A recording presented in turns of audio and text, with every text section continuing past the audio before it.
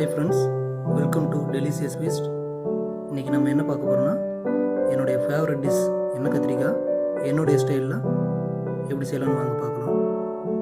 எண்ணெய் கத்திரிக்காய்க்கு தேவையான பொருட்கள்: கத்திரிக்காய் ஒரு பெரிய சைஸு, இல்லாமல் ரொம்ப சின்னதாக இல்லாமல் மீடியம் சைஸாக ஒரு 8 நம்பரு, பெரிய வெங்காயம் 3 நம்பரு, வரமிளகா ஒரு 4 நம்பரு, வேர்க்கடலை வறுத்து அரைச்சி பொடி பண்ணி வச்சுட்டோம், வெந்தயம், தேங்காய் ஒரு மூடி திருவி வச்சுட்டோம், தக்காளி ஒரு தக்காளி, புளி எலுமிச்சம்பழத்தோட பாதி சைஸு தண்ணியில் ஊற்றி தண்ணியில் போட்டு கரைச்சி வச்சுட்டோம், கல் உப்பு, இஞ்சி பூண்டு பேஸ்ட்டு, கொத்தமல்லி சிறிதளவு, கசகசா, சோம்பு, மிளகு, சீரகம், பிரிஞ்சி இலை, சிறிது கல்பாசி.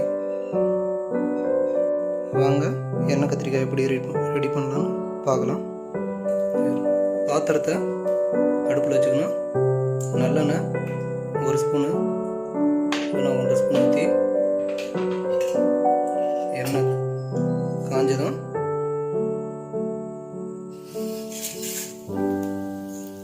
சீரகம், மிளகு, கொத்தமல்லி, பிரிஞ்சி இலை, கசகசா, வரமிளகா இது எல்லாத்தையும் போட்டு நல்லா வறுத்துக்கணும். இதோட நம்ம திருவி வச்ச தேங்காய் ஒரு மூடியை கொட்டி பொன்னிறமாக வர வரலாம் ஃப்ரை பண்ணிகிட்டே இருக்கணும். இந்தளவுக்கு பொன்னிறமாக வறுத்ததும் எடுத்து சிறிது நேரம் ஆற வச்சிடணும். நம்ம வறுத்து வச்சது ஆறுறதுக்குள்ள கத்திரிக்காயை தண்ணியை ஊற்றி கழுவி எடுத்துக்கணும். இந்த மாதிரி கத்திரிக்காயை வந்து பின்னாடி கோம்பு கொஞ்சம் விட்டு 4ஆக கட் பண்ணிக்கணும். கோம்பு விடலைன்னா நம்ம வறுக்கும் பொழுது பார்த்திங்கன்னா தனியாக பிரிஞ்சு போயிடும். அதுக்காக கோம்போடு விட்டால் தான் அப்படி முழு கத்திரிக்காயும் இருக்கும். கத்திரிக்காய் அரியும் பொழுது உள்ளே ஏதாவது சொத்தை இருக்குதான்னு ஓப்பன் பண்ணி பார்த்துக்கணும். அறுத்து வச்ச கத்திரிக்காயை நல்லெண்ணெயை ஊற்றி நல்லா ஒரு 3 to 4 ஸ்பூன் ஊற்றி நல்லா இந்த மாதிரி 80 to 80% நல்லா குக் ஆகிற அளவுக்கு பாயில் பண்ணி தனியாக எடுத்து வச்சிட்டோம். கத்திரிக்காயை நல்லா ஆயிலில் வறுக்கும் பொழுது கொஞ்சோண்டு தூள் உப்பு போட்டிங்கன்னா ஃபுல்லாக கத்திரிக்காய் ஃபுல்லாக கொஞ்சம் உப்பு ஏறிக்கும். ஆற வச்சுருந்த தேங்காயை எடுத்து இந்த மாதிரி அரைச்சி நல்லா ஃபுல்லாக நைஸாக ஓரளவுக்கு அரைச்சி பேஸ்ட்டாக ரெடி பண்ணி வச்சுட்டோம். கத்திரிக்காய் வணக்கின பாத்திரத்தில் எண்ணெயை ஊற்றி எண்ணெய் காஞ்சதும்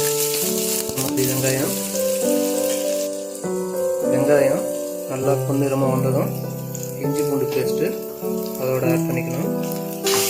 ஒரு இஞ்சி பூண்டு பேஸ்ட்டு போட்டு நல்லா பொன்னிறமாக வர வரலும் ஃப்ரை பண்ணணும்.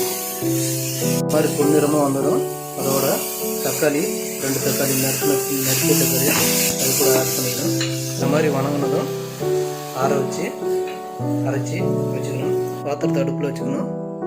நல்லா பாத்திரம் சூடானதும் நல்லெண்ணெய் கொஞ்சம் நல்லா தாராளமாக ஊற்றணும். எண்ணெய் காஞ்சதும் அதோட வெந்தயம், கடுகு போட்டுக்கணும். கடுகு நல்லா பொரிஞ்சு வந்ததும் அதோட ஒரு சின்ன வெங்காயம் 4 நறுக்கிக்கணும்.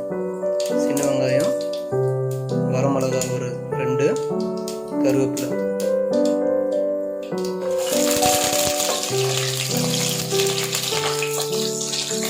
வெங்காயம் நல்லா பொன்னிறமாக வந்ததும் நம்ம ஆல்ரெடி தேங்காய் மசாலாலாம் போட்டு அரைச்சி வச்ச அந்த பேஸ்ட்டை இது கூட ஊற்றிக்கணும். ஆல்ரெடி நம்ம வதக்கி வச்ச தக்காளி, வெங்காயம் அதை இந்த மாதிரி பேஸ்ட்டை அரைச்சி அதையும் இது கூட ஆட் பண்ணிக்கலாம்.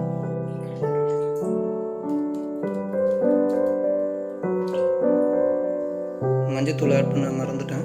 இப்போ சிறிதளவு மஞ்சத்தூள் ஆட் பண்ணிக்கணும். இது கூட காரம் தேவைக்கு தகுந்தாப்புல போட்டுக்கணும். நான் 1 ஸ்பூன் போட்டுட்டோம்.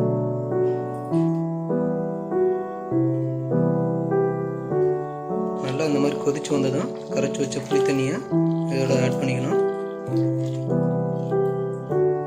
ஆல்ரெடி கத்திரிக்காய் வணக்கும் பொழுது நம்ம உப்பு ஆட் பண்ணியிருக்கோம். அதனால் உப்பு போதுமானு பார்த்துட்டு உப்பு ஆட் பண்ணிக்கோங்க.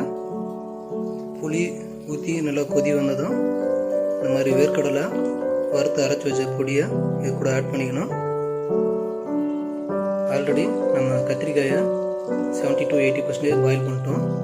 இப்போ இது கூட ஆட் பண்ணிவிட்டு ஒரு 5 minutes ஸ்லோ ஃப்ளேமில் விடணும். மேலே கடைசியாக நல்லெண்ணெய் ஒரு 2 ஸ்பூனு நல்லா ஆட் பண்ணிக்கணும். இந்த மாதிரி நல்லா எண்ணெய் பிரிஞ்சு வர வரலாம் லைட் ஸ்லோ ஃப்ளேமில் பாயில் பண்ணுங்க.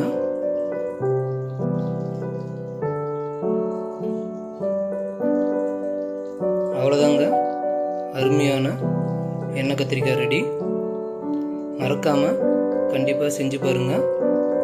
சப்ஸ்கிரைப் பண்ணுங்கள், பெல் பட்டனை கிளிக் பண்ணுங்கள், தொடர்ந்து ஆதரவு கொடுங்க. தேங்க்யூ வாட்சிங். Thank you friends. அடுத்த சமையலில் சந்திப்போம்.